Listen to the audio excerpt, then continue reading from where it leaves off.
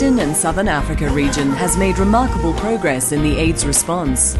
Between 2005 and 2013, the number of new HIV infections declined by 32% in the region. Most countries in the region have rapidly progressed towards elimination of mother-to-child transmission of HIV and unprecedented progress on treatment. However, challenges remain. In 2013, about half, 1.1 of 2.1 million, of new HIV infections globally occurred in the Eastern and Southern Africa region.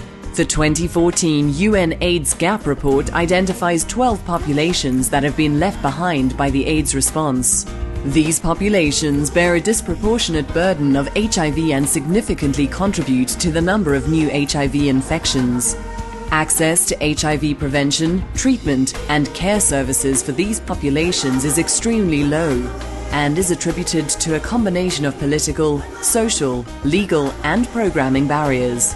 The UNAIDS Regional Support Team for Eastern and Southern Africa, with 29 partners, convened a regional consultation with sex workers, gay men, and other men who have sex with men, transgender people, and people who inject drugs. During the consultation entitled "Close the Gap, Leave No One Behind," more than 100 representatives of people left behind from 18 countries discussed the gaps on strategic information, access to HIV prevention and treatment services, and HIV-related stigma for people left behind. The UNAIDS contribution to close the gap. First, we show the evidence. We provide and we try to compile the information about the gaps that shows very clear that we can go to the end of AIDS, but we need to mind the gaps. But above all, we help and we support the communities, men have sex with men, sex workers, transgenders, people that inject in drugs, and the other vulnerable populations to come in front of the response. The best help that UNAIDS can do towards the end of AIDS is making sure that the most vulnerable are taking the lead on the journey to end AIDS. One of the primary objectives is to provide space for the communities. Then we also wanted to make sure that there's a south-to-south learning happening between the communities. So this is also an opportunity for us to review the current evidence that is available for the Southern and Eastern Africa region. Well, we have the overall objectives that are set up for the meeting, and one of them is basically to come up with like a results framework or a strategic framework to continue to work with these key populations over the next 5 years, because it's actually the next 5 years that are crucial in closing the gap if we really want to reach the end of AIDS. I'm expecting, in my opinion, small organization like ours will be learn more how to reallocate their resources into the area that needed the most. So I really expected coming and learning from best practice of other countries and how other countries have made it. Whenever we talk about key populations, we tend to look at what is only around us and what we only think is around us, and we forget about those people that are really vulnerable. The main gap for me will be information or understanding. For example, in Botswana, it has always been the law that we had that kind of sidelined the LGBT community was that you cannot have sex against the order of nature. But then people, even service providers, kind of use that to deny services to other people. Last year, I enrolled in University of Swaziland.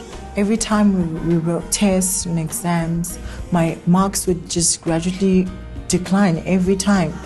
So I think it was the fact that I was a transgender, because all my life I have never gotten such bad results. I was studying like nobody's business, but that was unfair for them to do that to me. So I had to drop out of university. That's an experience that I'll never forget. Myself, I went to a hospital and I wanted to be checked, in my rectum, because I just felt that discomfort. Then the sister who helped me asked me, why should I check it out? Then I had to tell her that I am a trans woman, so I get penetration through the rectum.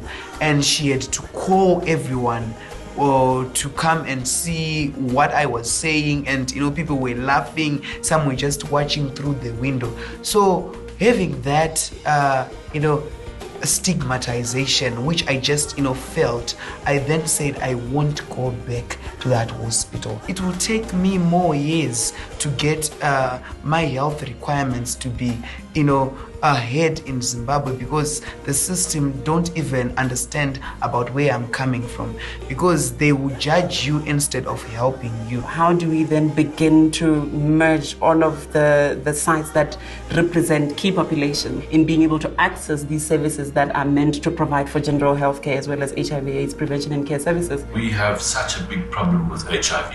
It affects everybody. And what we need to do is to suspend our moral judgments. We've got a common problem to deal with, and to blame people or to stigmatize people, it doesn't help anybody, and we all suffer from it in the end. And the most important thing is sex workers, men who have sex with men, drug users, these are our sons and daughters, and we need to suspend our moral judgments and do what is right to make sure that they are full citizens, because that's the only way we will win this fight against HIV. The theme of this consultation is close the gap, leave no one behind. It actually comes from our UNAIDS regional report, which was showing that in our region, actually even globally, there are some 12 populations that are left behind. But now at this consultation, we are talking about the 4. We feel that these are the populations that are usually left behind in any one country, because people they are controversial. People don't want to address them. And that's why we have called the very people who represent those populations to say, come, let's sit down and see what we can do at country level to ensure that you are not left behind in the AIDS response. For us to close the gap, we need to, in addition to stepping up prevention efforts, in addition to stepping up treatment efforts, in addition to the conversations that are happening around improving policies and laws, my experience across Africa is that cultural institutions and religious institutions are critical in the national responses for key populations. The law enforcers in South Sudan are people who have very low level of education. At times it's very difficult to understand some of these things that are happening, especially with key population. So we really need to have a lot of education targeting the law enforcers, and also do a lot of advocacy work, especially with people working in a key government position, so that at least they get to understand that key population in South Sudan is also part of the community that we need to embrace and work with them. What needs to be done differently, and as it relates to communities, is to create more awareness. On behalf of UNAIDS, I would say we are with you. We will keep on supporting you. A lot more needs to be done, but together with all the other partners, and especially with you, the community themselves, we can do it. This consultation is new, fresh, and informative. I would say it was very successful. It's a necessity. It's necessary. We have never seen big organizations standing for the LGBTI community, so this is historic. It is actually good for key populations to having such platforms actually from the corners of the world to also brainstorm the accessing of the universal healthcare services and also the justice system at the same time, so that we can voice in a one voice. The end of this epidemic depends basically on you. There are obstacles, there are difficulties, that's why we have gaps. But what we can gain, the historical achievement of ending AIDS, is bigger than any difficulty that we can face. Be brave and push forward. Join the conversation using hashtag leaving no one behind. Close the gap. Join in the conversation using the hashtag leave no one behind.